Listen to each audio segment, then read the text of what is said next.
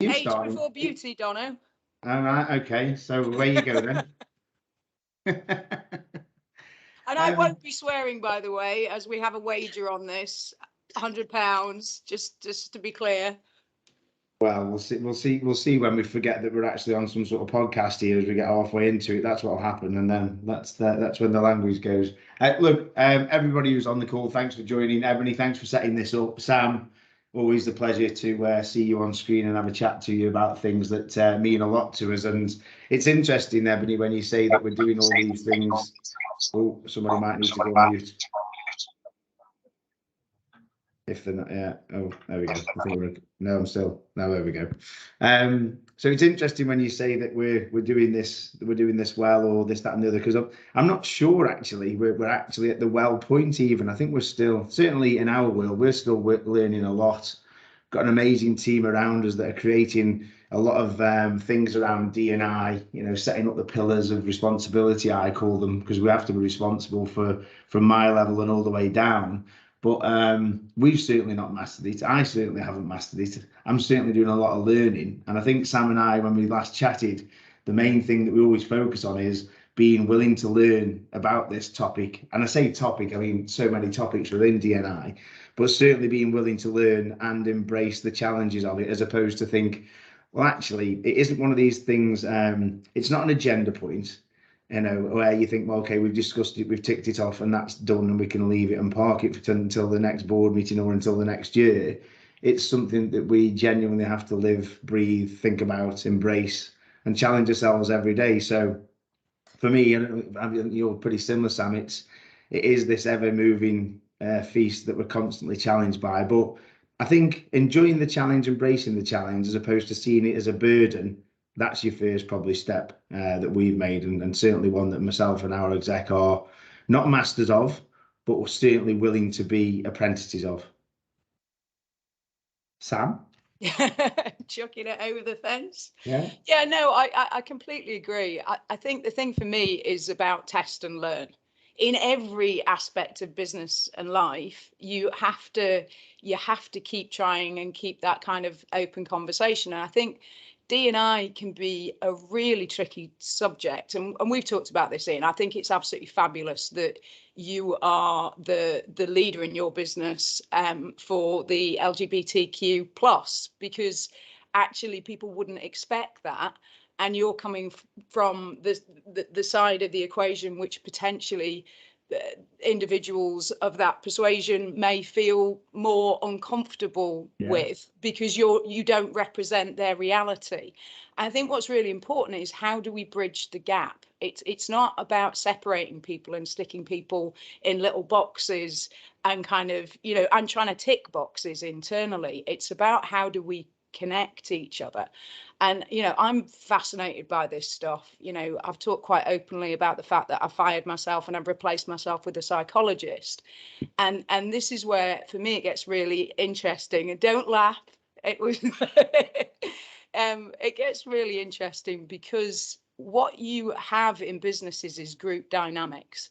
And group dynamics are really interesting because they're human dynamics. We haven't evolved as far as we think that we have. And that's the reason that most of us are terrified of public speaking.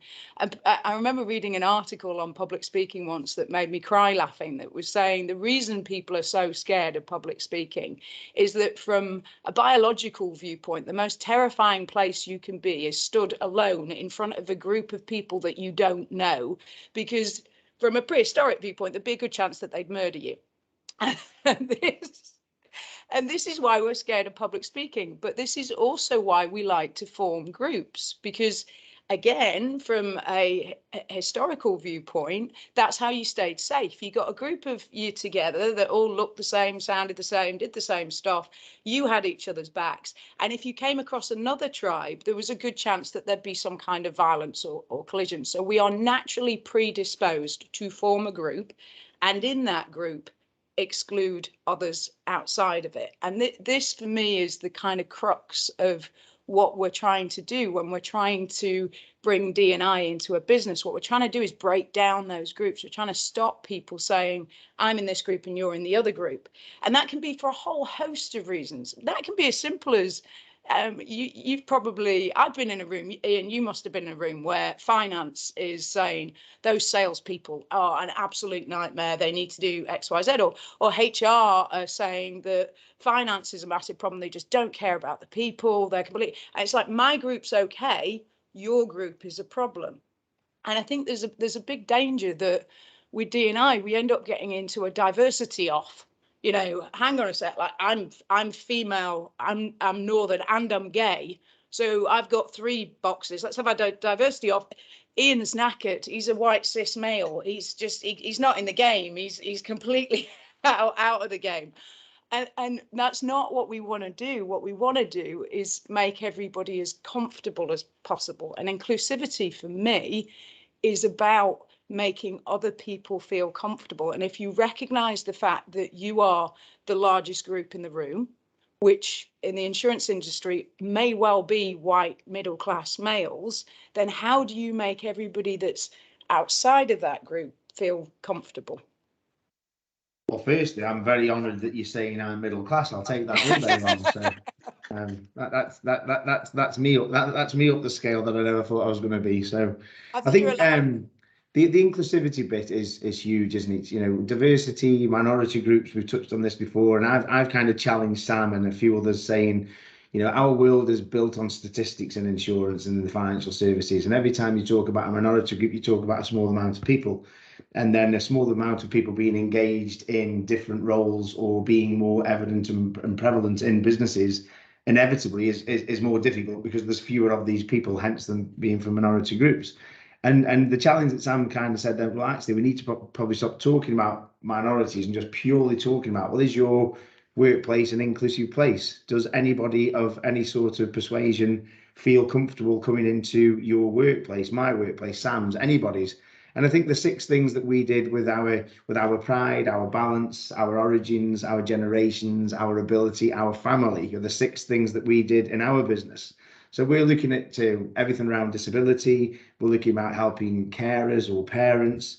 We're looking at colleagues of all different ages, celebrating any cultural differences, you know, gender parity across our balance, and then of course the LGBTQ community. So we kind of came up with those 6 things and pretty much said, well, you can't be more inclusive than that. Now that's great, setting up 6 pillars, you know, having exec sponsorships to each and every one of them, but what are we actually doing? You know, what events are we putting on? How are we engaging with our people?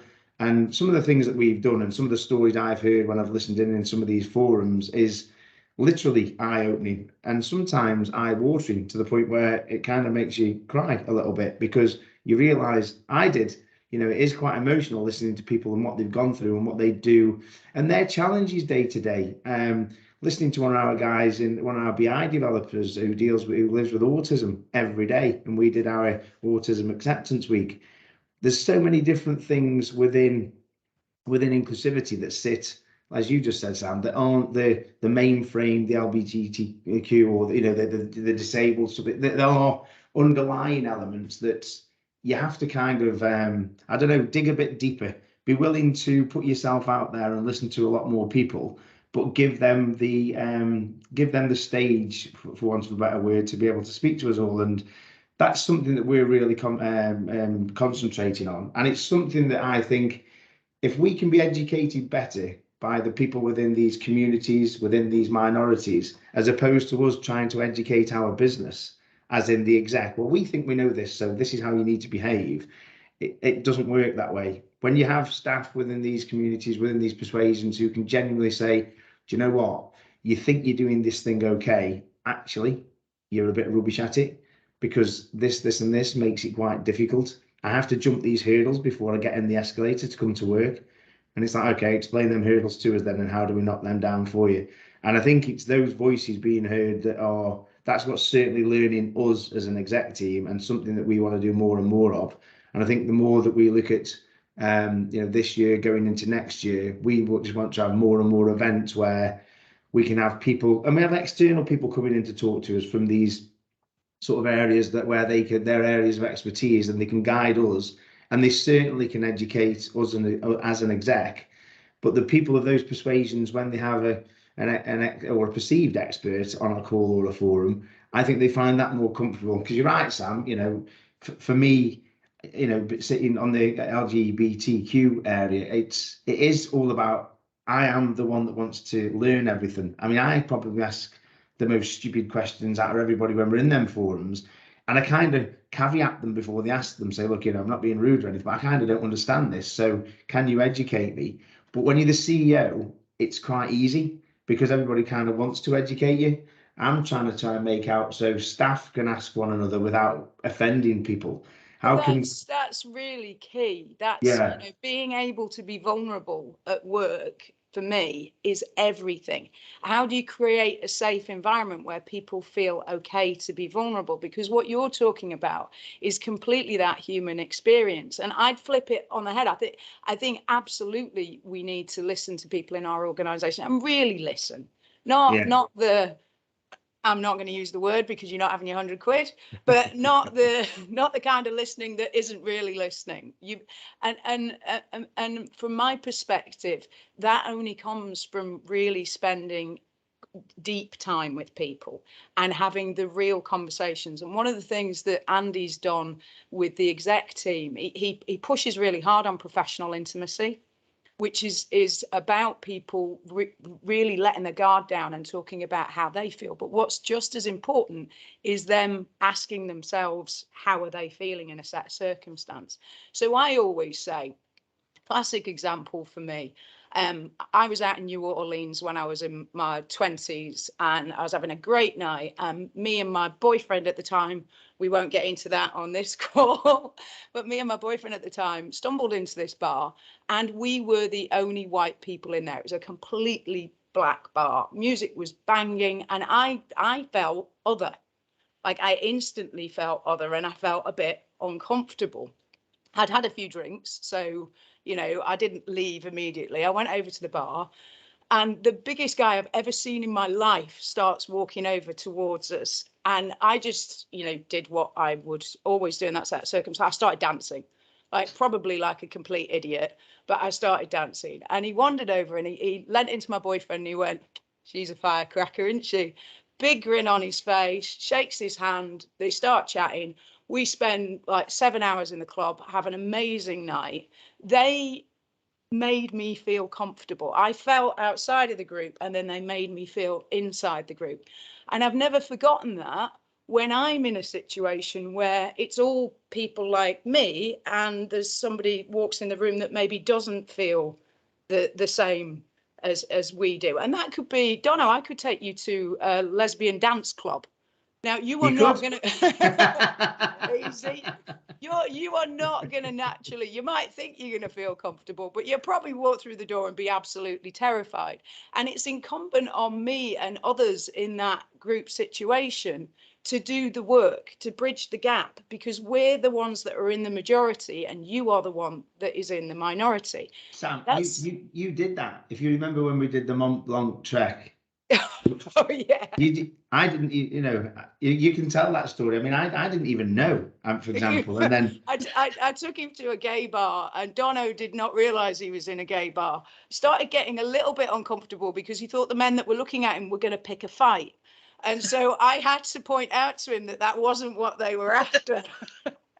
And that's we had, totally true, by the way, totally true. We were raising money for Insurance United Against Dementia, and we did a week trek in Mont Blanc and raised over 100 grand, didn't we? It was an amazing it's event, what we amazing. did, and yeah, Sam decided to take us to a bar, and I'm convinced, I'm like, Sam, it's going to kick off any time, and you've got to look.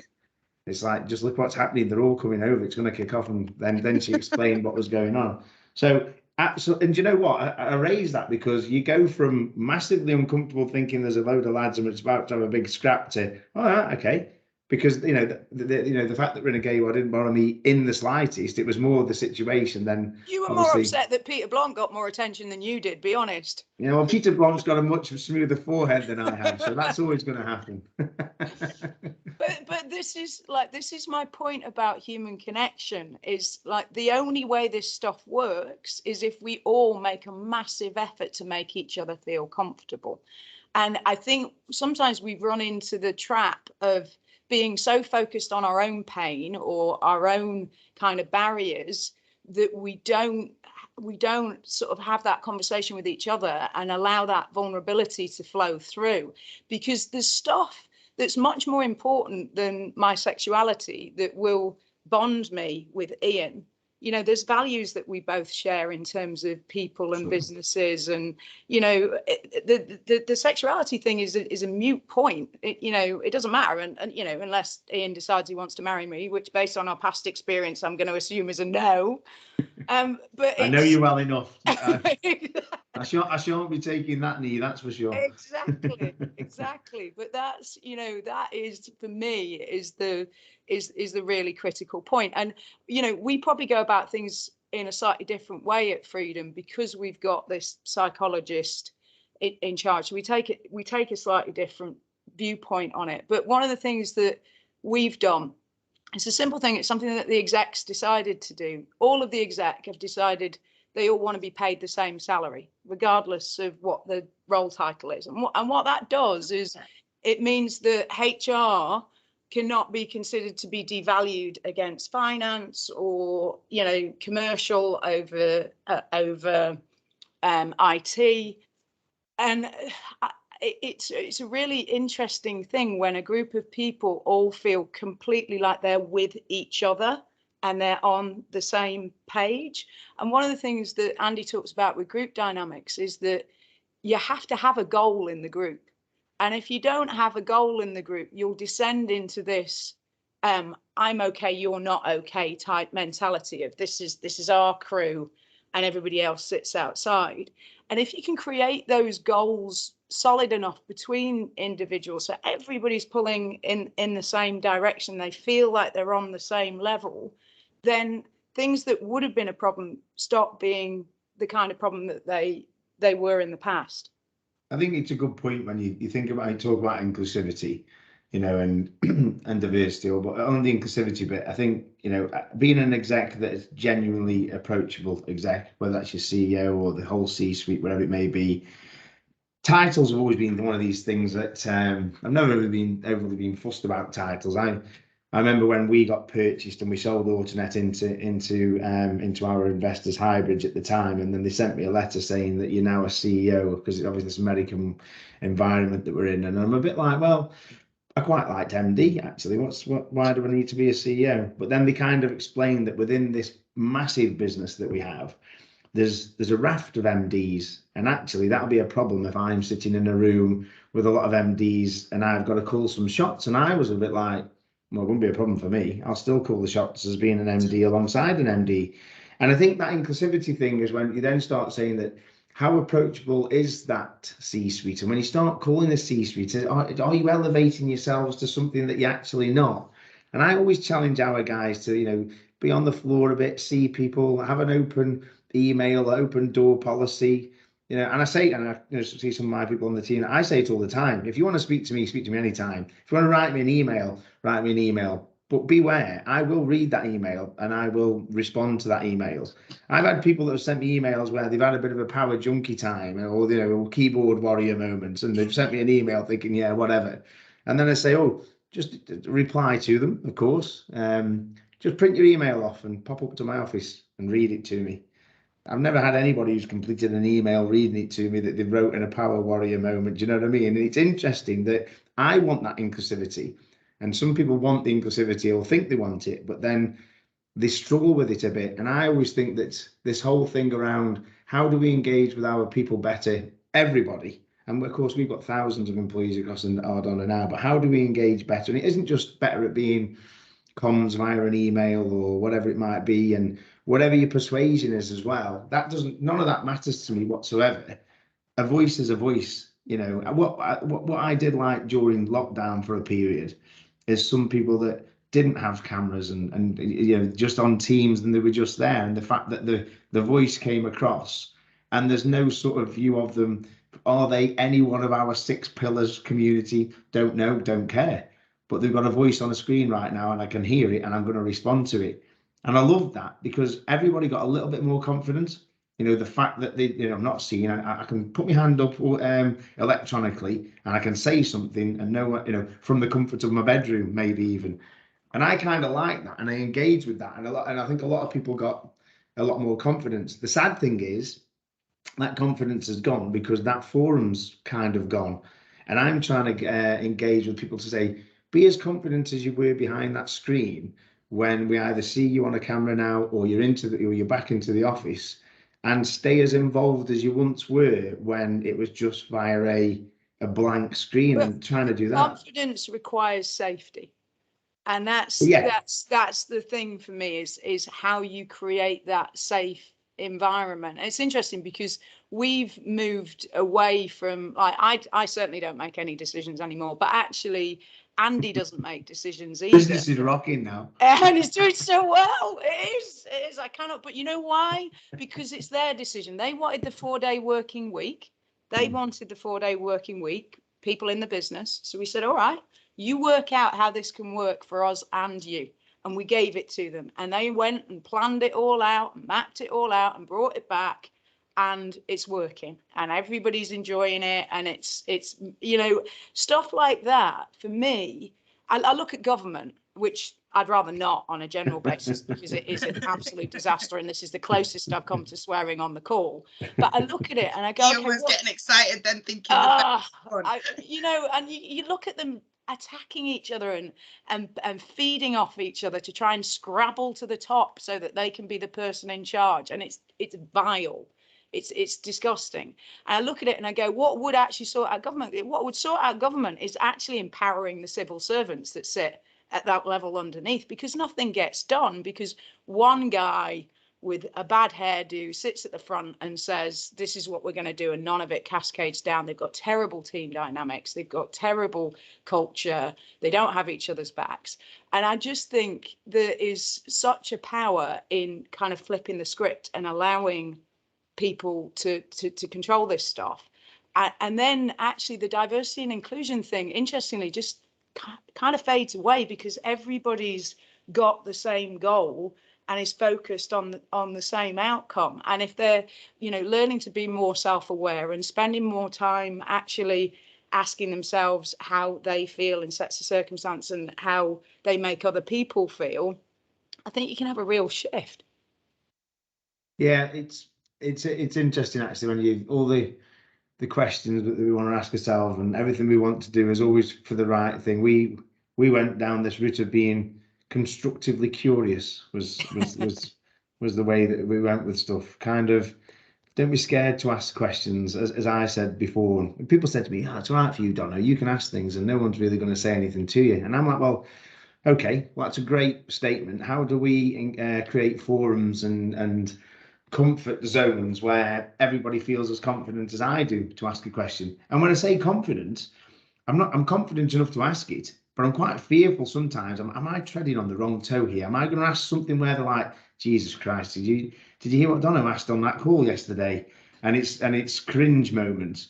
But I guess there's a bit of, going around this safety thing. You have to have this safety, bravery around being constructively curious. Because if we're not, what happens is the people with, it's like anything, the people with the knowledge maintain the knowledge. And in business, Sam, there's loads of people. There's any IT people on this call? Maybe. IT people, I always feel like they know everything. Stop it.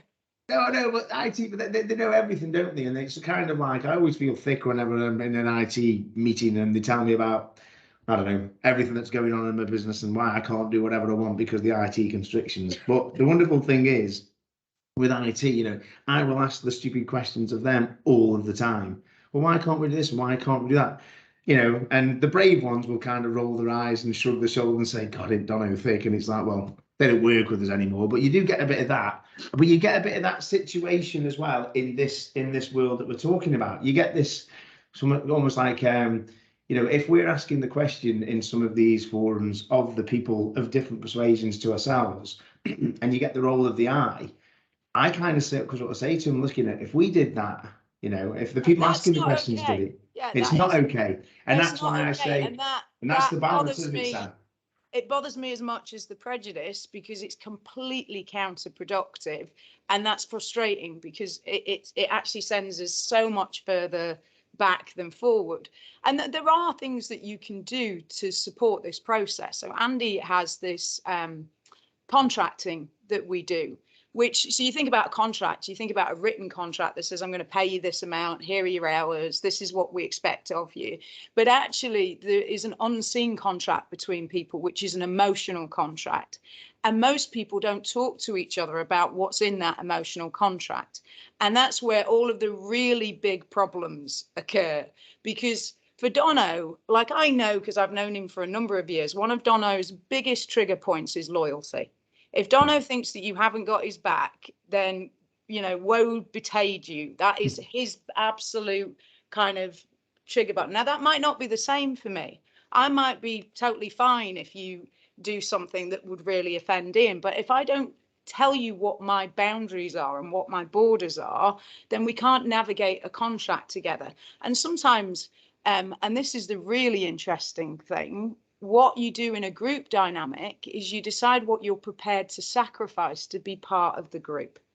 So I might say, I am really uncomfortable being on time and not swearing.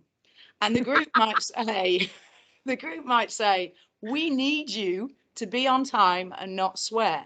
And I then make a decision as to what I'm prepared to sacrifice to be part of that group. And if I'm not prepared to sacrifice it, I'm not in the group. But these kind of contracting conversations are so important, because there's been stuff that's come out of those sessions that I had no idea, because individuals are so unique. They have their, you know, they have their own way of doing stuff and their own way of feeling about the world.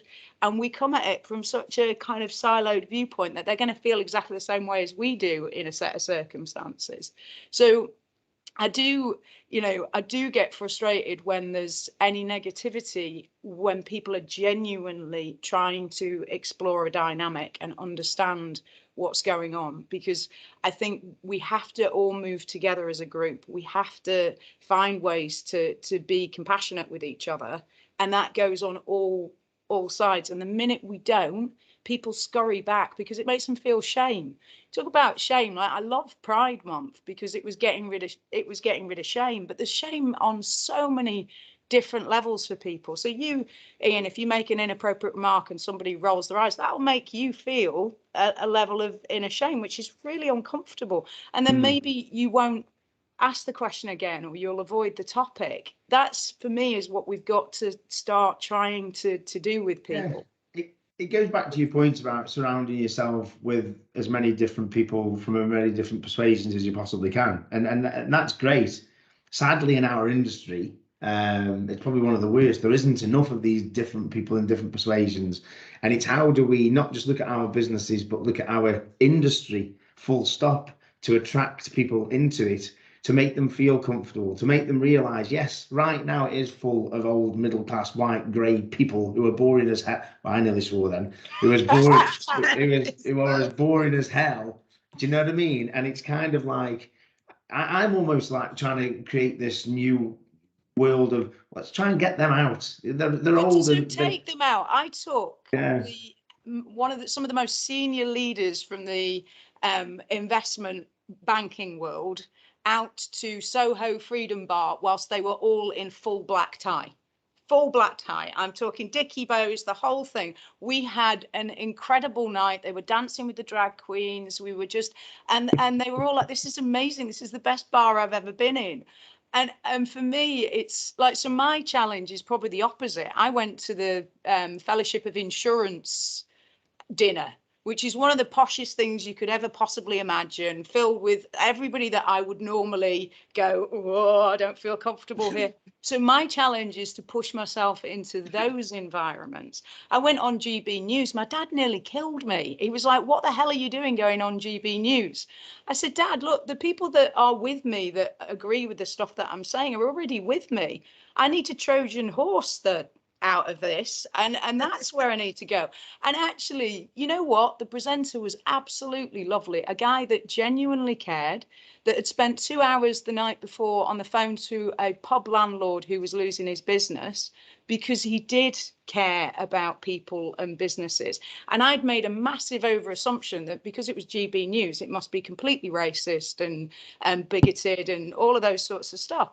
And so, you know, that's my challenge will be different to your challenge, will be different to Ebony's challenge, but that's that's what we have to do. You can't just stay in your little mirrored boxes getting back the same image and feedback totally. that you've had. They're the things we've got to do. We've got to challenge. Like I've said this, you know, many times. We will put our foot in it. I will put my foot in it. But at least we're putting a foot forward. And that's what I say to everybody. Do you know what I mean? The fact that it's like, I know I'm going to ask a question that's probably, I could have worded that better. I know we're going to be in forums where we're not quite getting the right outcome for people and they're going to feel like it's a waste of time. But as long as we're trying to, you know, like I say, don't be scared about putting your foot forward, your foot in it, because otherwise you're never going to make one, you know, you're never going to make any steps forward. And I think that's the one thing that I'm challenging my exec for, because it's, as you just said, it's very easy to sit in your own little box and say, well, do you know what, it's kind of comfortable in here. And we're not horrible people in here. Everything's fine. Outside there's lots going on. We don't really need to embrace it. Let somebody else fix it for us, because we're not horrible, you know. And if we ever cross paths, we'll be nice to them. That's not enough. It's just not enough. You can't just say that when I bump into somebody from a different persuasion, I will be really nice and it'll all be fine. Well, it doesn't rock like that. And I think that's the thing that we're trying to change a lot, and try and motivate our exec, our people, and all the way down through the whole of our business. And I use the word motivate not lightly, because it is that. It's a genuine motivation of individuals to embrace what this actually is all about for everybody, whatever reason it may be, you know. And it's one of these things where every day you hear a different version of events. Every day there's a different challenge, you know. Every day there's a different sort of, I don't know, persuasion that's happening. And we always have got to be listening a little bit harder as leaders, be willing to be challenged a little bit harder as leaders. And I guess more importantly for all of our staff, giving them that confidence that it isn't just the leaders that they can approach. There's anybody in and around the business that is hopefully being educated well enough by one another, by leadership, by externals, whatever it may be. But it's a long journey, isn't it? It's a journey that's and it's one that's changing all the time. You know, things are constantly changing. I said, you know, you look at regulation in our business and the challenges and the changes that are there all of the time. I don't want to compare all of this to regulation, but the challenges of it are very similar. I see Taz is smiling at me there. She's on this call, and Is Taz in your compliance department? Yeah, she basically she looks after me and risk, Sam. You know, so it could be worse. Yeah. She could have you. Yeah, I was just gonna say, I think it's so interesting, like in the way that you said about people just asking questions and being open and those different experiences. Because even like this, like you just never know. And obviously, Ian's taken the time to get to know Taz and get to know a bit more about her, and she feels comfortable. She's come onto this call. Like just being able to have that from someone, say in your compliance or in your risk department, or you know, it might have a different background or a different way of thinking, and then just being able to have that connection. I think it's invaluable, isn't it? And just while we have got a moment, if anyone does want to ask any questions, please raise your hand or the icon and I can pull you out, or put them in the chat if you feel more comfortable putting them in there, and then I can read them for you. But I was going to ask Sam, Ian, because you've mentioned a lot about what people can do, and I think one of the big excuses, or well, not excuses, I should say, but one of the big comebacks to that would be, but how do we find the time? And we're so busy. And I know you've given a couple of examples of, you know, just literally have a conversation with someone at the coffee counter. You can learn so much, right? But is there any other kind of examples, or what would you say to someone who says, I don't have time? Because you guys make it. I'll kick in. For me, we have to make time, and we are genuinely making time in our business. We're being very specific to, like I say, the 6 pillars that we've set up. We make sure that there's certain forums, there's certain meetings, there's certain opportunities. We're going out to people of those persuasions to tell their stories. The business has to invest in it. This is, if you've got a marketing budget, then you have to have a budget that gets aligned to this. And it doesn't always have to be monetary based budget. It can be time. Now, time costs money, of course, But as leaders of the business, again, right back to my point at the start, don't say you're doing this and then commit no time to it. Don't say you're going to do this and then don't allow your staff to have an hour one day, or let them go out for a dinner because they want to celebrate something, and then you're not being supportive of it. You have to support the whole piece, and supporting the time is probably the most important thing, Ebony, because if you don't, it won't work. So when people say to me, we just don't have time to do it, yeah, you probably don't. I get you don't have enough time, because if we give an hour, they want two, and if you give two, we need half a day, and I get all of that. But it's small steps, and the first small step is to commit to saying, whatever it is we need to do in the first instance, we are going to create forums where you can have these conversations, and then let's see where that goes. And if we need more and there's not enough initially, then we look at that and we have to embrace it like any business decision. But it has to be treated in the same way as anything else that's on any agenda for me. I love that. I love the because you have to have that, even with D.I.G, like I treat it like work. You put it in your diary, you've got to plan it, you've got to think it through. So yeah, no, I agree. And Sam? I mean, for me, it's actually both commercially and morally completely easy. Diverse businesses outperform their non-diverse counterparts by 30 to 40%. So, there's a lot of stuff that people that do at work that is a complete waste of time. I hate to say it, but, there is nonsense that is performed where people, in fact, this is one of the stats that Andy brought into the business when he started. They did an analysis of the amount of time that people actually spend that's useful on their job. And they worked out the percentage of it. You're going to laugh at this because I was like, well, maybe 50%. I know people waste a lot of time doing stuff they should do. I think he followed you around. Oh, that stings. That stings. 8%. 8% of the time at work is actually, if you look at it from an outcome viewpoint of what is your job, what is your main parameter, 8% that's actually useful. So when you talk about this stuff, like, it's a no-brainer. Of course you should spend more time doing it. Your business is going to be more profitable, your people are going to be happier, and you're going to get a better result. We've got a 400% increase in profitability this year, and we're going to a 4-day working week. We've got a minimum living wage, and everybody's got flexible working. Like, and they're spending lots of time having these conversations. It's, we think we're important at work. We think we do stuff that matters. Most of the time we don't. Even you, Dono, even you. Do you know what? My as you know, I was brought up by my wonderful Scottish granny, and the most grounded person in the world, and grounded me very well.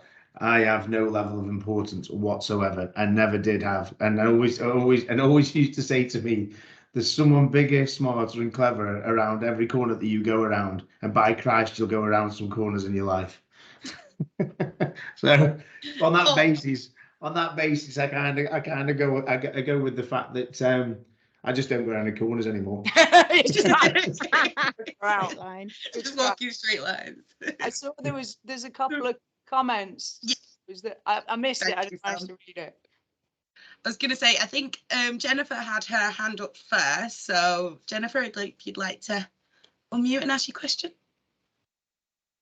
Dangerous asking me to unmute, Ebony. You might not get me shut up, but guys, I think you possibly maybe have touched on it a bit, but at your level, did you, in that great place where we all believe in it, see the benefit in it, did you ever experience any blockers at an exec or a board level? Now, in terms of thinking, there's nobody out there saying this is a bad thing, but possibly Yes. that of, is this even a problem? We know it's important. We know it feels like this it thing that we should be doing, but it's not really. I think you did touch on it a little bit. It's like not up that priority list. I'm just interested to see if you experienced any blockers on that, at executive level, and how to really enhance that buy-in outside of just telling them, that there is massive amounts of evidence showing that this is, an improvement for the business and the absolute right thing to be doing. Is there anything else you might have experienced? I mean, I have, absolutely. And, I don't want to have a little pity party and get my tiny violin out, because clearly I'm in Portugal, I'm having a great life. But the reality of the situation is, from a female founder's viewpoint, 1% of funding goes to female founders, like 1% of funding. This is on a backdrop of female founded businesses being 30 to 60% more successful. So you want to talk about the sort of institutions and the shift that they need to make to accept the fact that balance is important in business. There's a huge way to go. I've had challenges with shareholders in businesses because the team wanted to go on a march supporting an appalling event in Australia, where they weren't comfortable that we were getting involved in this stuff because it was negative. It was perceived to be negative.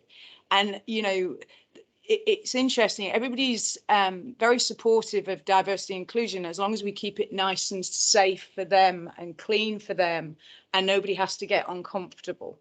Where it starts to get difficult is where they think that you're going to butt up against something where there might be some level of disagreement or conflict, and then you will have challenges. And I've absolutely come across that, and I've had people challenge me, obviously, on social media around certain comments that I've made or opinions that I've had. This sort of view, I actually had a male friend say to me that he was part of the most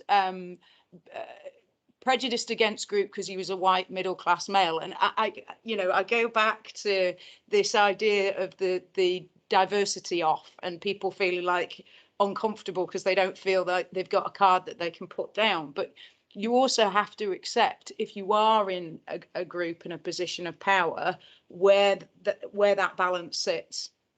What about you, Donna? Have you ever been told to? I think mine's a bit of a flip side version to that. It's a great question, by the way, but mine's more the challenge is put to get more done on this, but getting more done by somebody saying, you need more X, Y, and Z around the board table. You need more people like this in the business. And they're saying it with almost like, well, if you do that, then it's fine, Donna, and away you go and just get it done. And I'm like, well, why do you want to be a diverse investor? Do you want to be an all-inclusive investor? Or do you just want to say, oh, yeah, I've got lots of females and males. I've got lots of people of this persuasion, that persuasion. And if you're that, then that isn't the right answer. That isn't, so that's not, in fact, that's not a fair challenge, because it's too difficult to do sometimes, because as I said before, getting minorities to be a majority, well, it's impossible. It can't happen. I think that's the same point you made about the regulation. The regulation seems to be, particularly in smaller financial organizations, trying to force it in a comfortable way where it's a numbers game, an unmanageable numbers game, and not a right numbers game. And I think that's the point that I sort of touch on quite a lot around the whole statistic thing. And this is about inclusivity and a genuine desire to be an all-inclusive business and an all-inclusive industry.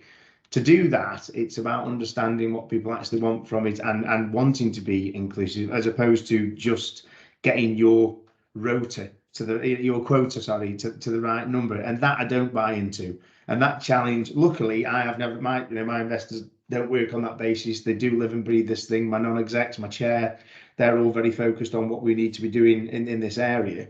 As I said right at the start of this call, when everybody opened up, we ain't mastered it by a long way, but we're really having a good go at it, and we're doing our best to learn. So it's a good question, that, but my challenge is probably more the other way, and going to the point where, you've now got the FCA that are probably going to come out with some sort of paper, almost instilling, let's think about this. Let's hope there's no FCA people on this call. I know Taz is there for my compliance, but there's no regulator on him. Well, let's think about this. The regulator trying to tell us leaders how to culturally run our business and how to be more diverse and inclusive.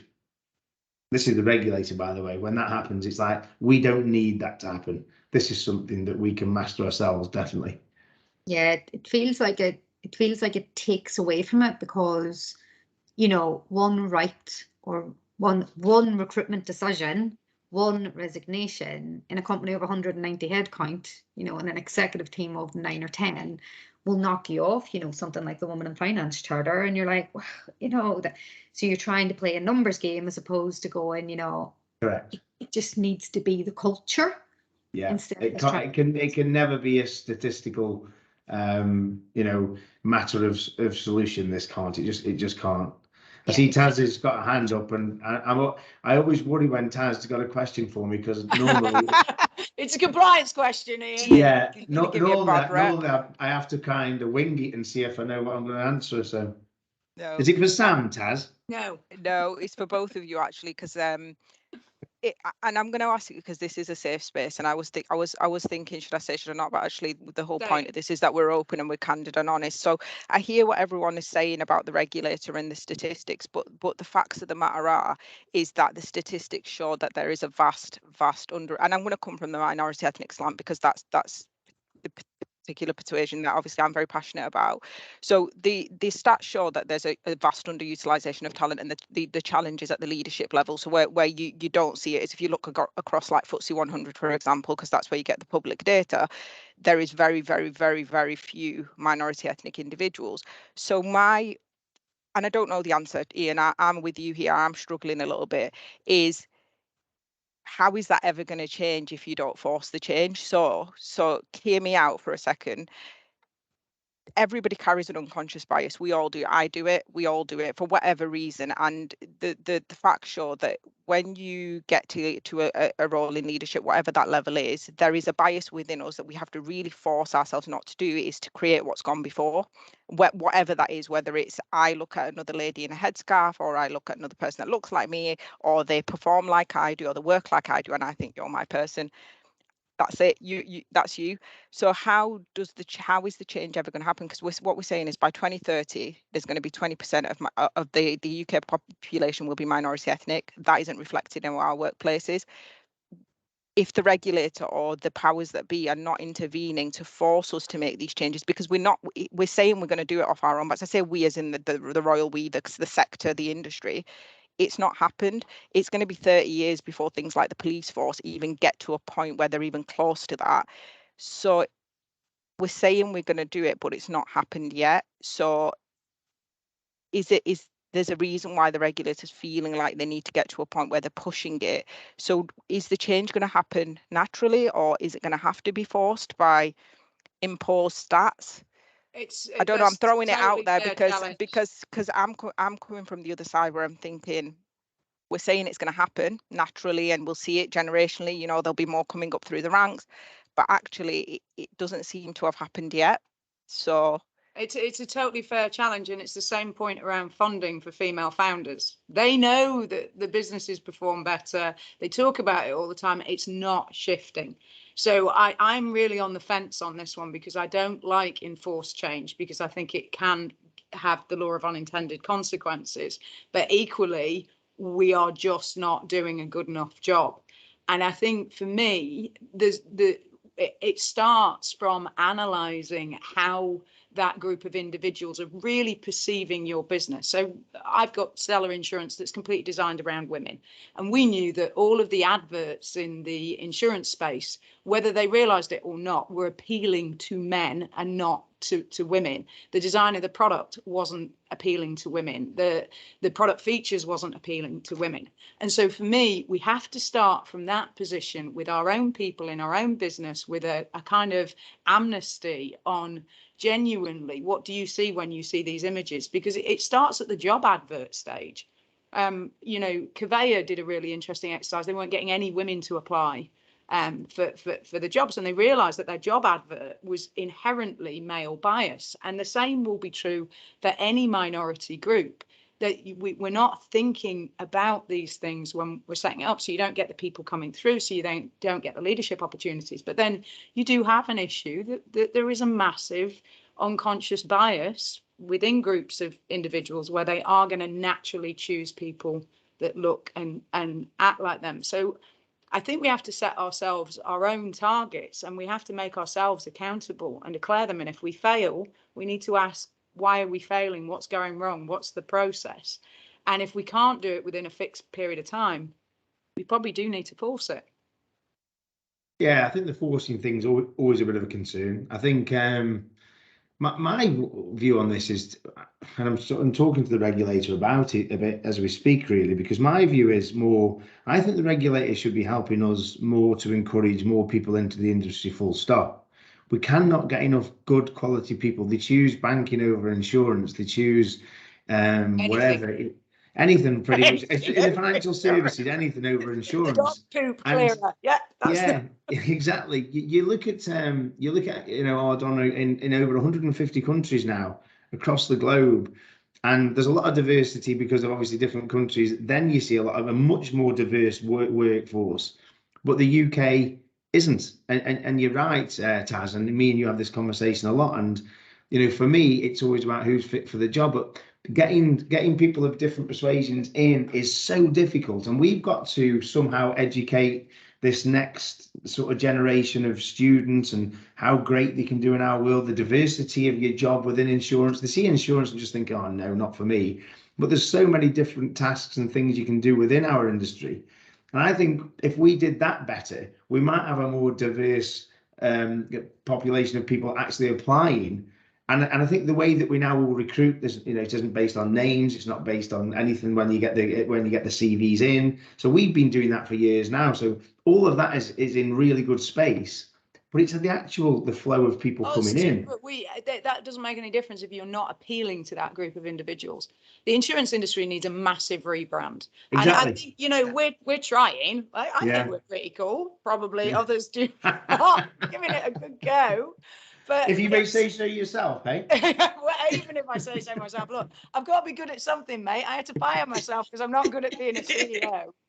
But it's that rebrand. It's about making insurance human and making it appealing to people, and then working on when they do come through, making sure they've got the opportunities to shine.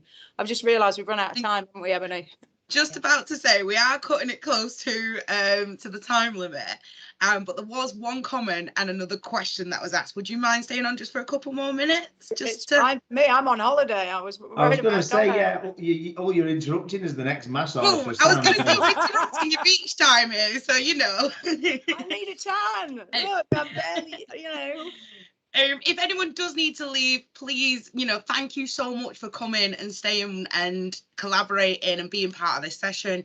It's been amazing. Please don't feel awkward leaving. If you can stay on for a few more minutes, that's amazing. But there was just a comment and a question. So the comment was from Chantel Dawson. Unfortunately, she says she's got no voice and a terrible cough. Otherwise, she would have said this herself. But her favourite quote to her grown-up children is that we all have the same 24 hours in a day, and no one's 24 hours are any more important than others. We can all find the time, and we just all need to decide where we spend that time. And she thinks it's a great session.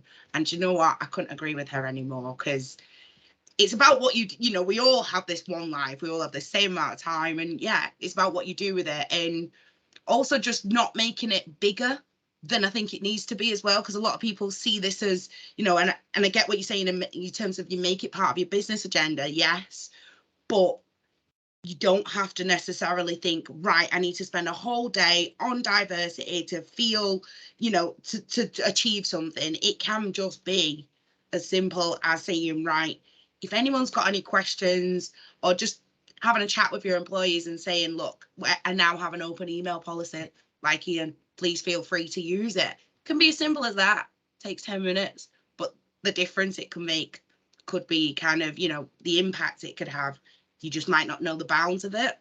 And then the question, because I don't want to hog up too many of these extra minutes that I've stolen from Sam and Ian, is from Anthony Armstrong. And he says, because I think offence is taken and not given, and to avoid generalising, could it agreed that people do not want to risk asking potentially sensitive, personal questions for fear of causing offence? I think that's a great. I think just spot on. That's exactly what I was saying before. It's me myself. As soon as you get into these sort of discussions, and I'm desperate to ask 1,000,001 questions, but 1,000,000 of them, I'm thinking, oh my goodness, I just know I'm going to do something wrong, and that's that area of comfort, this safe place, as Sam was alluding to. It has to be both ways in these situations. And you've got a contract for it. So for me, you create Yeah. a safe space for people to genuinely ask questions of each other, and you contract before. And you make sure that both sides of the equation are comfortable with the fact that they may be asked uncomfortable questions. And if they're not, they probably aren't ready yet to be in that kind of environment. And so, you know, that's a totally separate, that's fine. People get to levels of self-awareness and comfort at different stages in different ways. But you got to start somewhere. And actually, I've seen the power of some of these groups where they really do let their guards down and share stuff that you would just never think that they would share with colleagues, and it's so powerful. It's really magic, and we need more of that. And I think as well, sorry, just to have a little input on this one, just because it's something I truly and fully believe in, and especially when my sister actually came out as trans, and I had a lot of questions because I just didn't know enough about that community. And I'm going to be honest, you know, you don't even know, there's so much that you can read online and on different sites and different places. Where do you even start, right? So I thought, and I said, look, Joe, I'm going to have to ask you some questions. You're going to have to tell me, talk to me, tell me what it's about, tell me how you feel and why. And, you know, throughout the years, I have learned, and I've learned to be kind of more open-minded and just more understanding of her issues and challenges in her community. But I think what's interesting is a lot of people don't ask, but what they do is assume. And it is more offensive to assume something about someone than it is to kind of say, sorry, I don't know too much. Do you mind if I ask this question? Do you know what, Ebony? That's mega important. That and just touching on, you know, you might be a bit different for yourself, the education, having your sister around you and things like that. I do worry when people do revert to online and then think they're a specialist or they know everything. That then all of a sudden they come into these forums and, well, I know this, and it's like, well, you kind of don't. And what you've read there is definitely not what's going on. And so I think educating yourself with people in and around these different areas is the perfect way. Going off and finding stuff out for yourself from, you know, from a very basic foundation worries me slightly. And I'll tell you why. I tried to do a bit of that myself. And then before I know it, I'm reading things and I'm like, oh my goodness, I confused myself even more, I think. So I went back to basics and just said, surround myself with these people who, if they're willing to share their journeys and what's going on in their lives with me, I am properly going to understand what it means to people. So two ways on that. To those people. And that's all you can do. You can only create a connection, one connection at a time. Yeah. Oh, well, thank you so much for letting me create the connection with you both. No worries. You're absolutely amazing, and thank you so much for leading this incredible session. I feel especially that it was really insightful, and so a lot of the comments that you'll be able to read say it's a great session. They've had to jump off, but they'd love to attend in future, and thank you very much, and it was very thoughtful and worthwhile. So yeah, absolutely amazing, and I hope you all have a brilliant day. So I'm definitely having a brilliant day. Can't speak for Donna. Nobody's going to have as good. Nobody's having as good a day as Sam, that's for sure. So do you know what? Let's all go and have a day that isn't quite as good as Sam's, and we'll probably have a cracker. Definitely. Brilliant. See you later, everybody. Cheers, Sam. Thanks, everyone. Ta-ra. Take care now. Bye-bye. Bye.